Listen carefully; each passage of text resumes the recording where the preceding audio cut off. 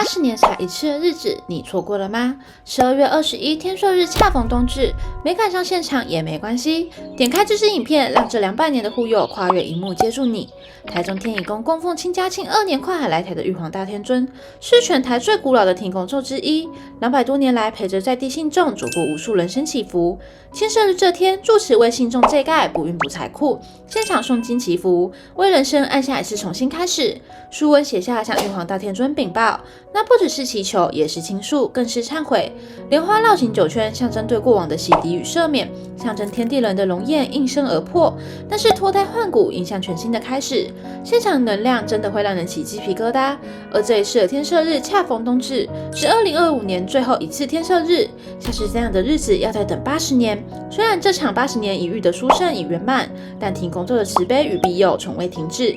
下一次天赦日，你想不想不再错过？关注天乙宫，让好运提早预约。